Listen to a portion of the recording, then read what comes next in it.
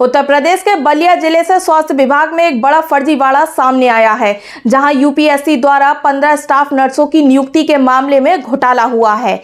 यह मामला हाल में ही सामने आया, जब यूपीएससी द्वारा नियुक्त किए गए 15 स्टाफ नर्सों की जगह पर अन्य नाम के लोग काम कर रहे थे। ये लोग न केवल फर्जी नियुक्त किए गए थे, बल्कि उन्होंने मानदेय के रूप में 80 लाख रुपए का पेमेंट भी लिया।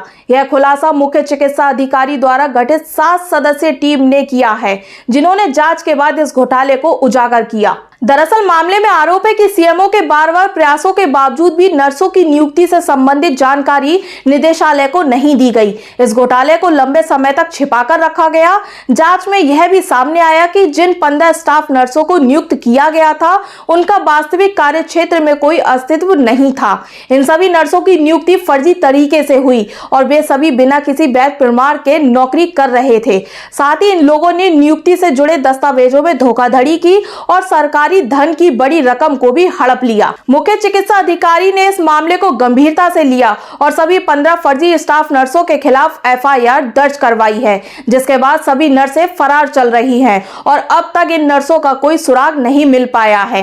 सीएमओ ने अपने बयान में आगे कहा कि यह घोटाला बहुत बड़ा है और इसमें किसी भी प्रकार की लापरवाही बर्दाश्त नहीं की जाएगी। वहीं अधिकारियों का कहना है कि इस मामले की पूरी जांच की जाएगी और दोषियों के खिलाफ सख्त कार्रवाई की जाएगी। इसके साथ ही इस मामले को लेकर राजनीति भी गर्म हो गई है और विपक्षी दलों ने सरकार को घेरते हुए इस मुद्दे पर सवाल उठाए हैं। वहीं स्वास्थ्य विभाग ने इस प्रकार के फर्जीवाड़े से न केवल विभाग की छवि पर आंच आई है, बल्कि जनता का विश्वास भी डगमगाया है। अधिकारियों का कहना है कि भविष्य में इस तरह के मामलों को रोकने के लिए सख्त कदम उठाए जाएंगे और जांच प्रक्रिया को और प्रभावी बनाया जाएगा।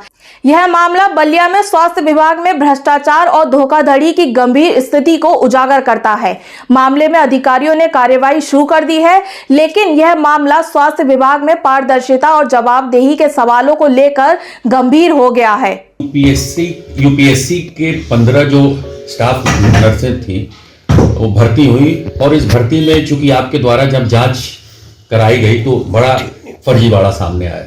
मामला क्या है, कैसे आपने इन जो फर्जी स्टाफ नर्स थे उनको पकड़ा? लोक सेवा आयोग द्वारा एग्जामिनेशन होता है, उसके बाद लिस्ट संबंधित विभाग निदेशालय को भेज दी जाती है। वहां से जनपदों को उनकी आवश्यकता के अनुसार जितना दे पाते हैं देते हैं। इसी कड़ी में निदेशालय का पत्र यहां पर 15 स्टाफ नर्स के लिए प्राप्त होता है। उसके संबंध में नियुक्ति पत्र जारी होता है, पुष्टि का लेटर जाता है, पुष्टि भी आ जाती है रजिस्टर्ड डाक से। वो लोग नौकरी करना प्रारंभ कर देते हैं। इस बीच मैं सीएससी पर गया था, तो 1-2 स्टाफ से बात करने से, जैसे लेबर पेन है इसके बारे में बात किया, ORS के बारे में बात किया, तो DNM है बताना चाहिए था, लेकिन लगा नहीं कि ये लोक सेवा आयोग से कंपटीशन पास करके आया हुआ नॉलेज लगता है, एक्सपीरियंस लगता है। तो मुझे थोड़ा डाउट हुआ। फिर हम आके यहाँ पे अभिलेख मंगाने के लिए एक आदेश किए और जब से हम अभिलेख मंगाने का आदेश किए, ये 15 स्टाफ नर्स अपने ड्यूटी से पलायित हो गए। और आदेश मैंने किया था, उसके बाद हमने जांच बैठा दिया। जो अभिलेख हमारे पास थे वो जांच में रही। पहले 3 सदस्यीय टीम बैठाया था, ये लोग बोले नहीं और चाहिए, 15 लोगों का रिकॉर्ड देखना है देखना है। तो इसमें एडिशनल सीएमओ प्रशासन डॉक्टर पद्मावती बगल में बैठी हुई हैं और योगेश पांडे जी हैं जिला प्रशासनिक अधिकारी, और हमारे उसमें 5 सीनियर बाबू हैं। मिलके ये लोग जांच पड़ताल किए और पुष्टि जरूर विरोधाभासी पुष्टि आती रही। जब यहाँ से पत्राचार किया तो मैंने फिजिकली एक टीम बना के निदेशालय भेजा 2 आदमियों की, कि जाके फिजिकली अधिकारियों से बैठ के देखो कि कौन पत्र सही है कौन गलत है। तो उस समय तो पत्र नहीं मिला, लेकिन 4 दिन बाद पत्र वहां से आया कि ये पत्रांक संख्या का ये स्थिति है, ये पत्रांक का ये स्थिति है, ये पत्रांक का ये स्थिति है। तो वैसे ही मतलब हेड ऑफिस देखने के बाद भी कोई जानकारी स्पष्ट नहीं हो पाई आपको? हाँ, बहुत स्पष्ट जानकारी नहीं हो पाई, क्योंकि 2 रजिस्टर्ड डॉग 2 रजिस्टर्ड मेल परस्पर विरोधाभासी हमको प्राप्त हुए। एक में पुष्टि की जाती है, एक में पुष्टि नहीं। डॉक्टर साहब ये बताइए मुझे कि कब इनकी नियुक्ति हुई और कब नियुक्ति से के बाद जैसे आपके यहाँ आए नवंबर दिसंबर में तो आप नवंबर दिसंबर 2023 का ये मामला है, उसी के आसपास 2-3 महीने में करके आए हैं और जुलाई में ही हमने इनको पकड़ लिया संदेह होने पर, और पकड़ने के बाद से भाग गए। इनका वेतन भी बंद है, वेतन नहीं दिया जा रहा है और इनको कार्य लेने से मना भी कर दिया। खैर वो अभी लौट तो उस वक्त काउंसलिंग नहीं की उनकी आपने? मिले कहाँ काउंसलिंग करते, नहीं मिले। संदेह होने पर ही ये सब भाग। कब आपको डाउट हुआ? किस तरह का मामला जुलाई अगस्त में ही डाउट हुआ, तब से इनका सर उसके बाद सर आपकी ओर से एक्शन क्या लिया गया आपकी तरफ से? एक तो जांच बैठा दिया गया, जांच रिपोर्ट आई, यहाँ से फिजिकल टीम बना के वहां भेजा गया, वो आई। उसके बाद जब हम कंफर्म हो गए कि नियुक्ति वैध नहीं लग रही है तो मैंने कल जाके परसों एफआईआर कर दी। क्या जो मेल आता था आपके पास, वो मेल क्या ऑथेंटिक मेल था आपके निदेशालय का मेल था या त्रुटियां गलत? कैसे आपको लगा सर? देखिए मेल तो ऐसा होता है कि एक बिंदी भी अगर उसमें बढ़ा दी जाए घटा दी जाए तो मेल आईपी बदल जाती है। हमें जो उस मेल आईडी से ये पुष्टि का पत्र प्राप्त हुआ है उसमें सेल की, इस मॉनिटरिंग सेल में सेल की स्पेलिंग CE लिखा था।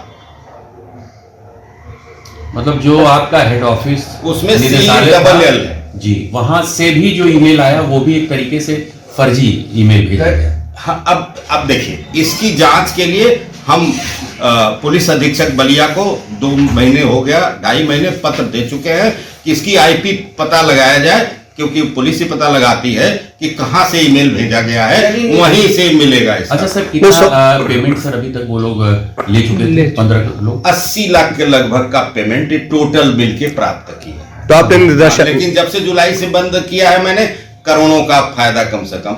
निदेशालय में भी क्या ये भ्रष्टाचार करने वाले लोग बैठे हुए हैं? हम अपने ऊपर के किसी कार्यालय के बारे में कोई टिप्पणी नहीं। आपको जो निर्देश होते हैं ऊपर से, तो क्या आपके को जब ये संज्ञान आया और आपने जब ऊपर केस का पत्राचार किया, उनको बताया, तो उनकी तरफ से क्या?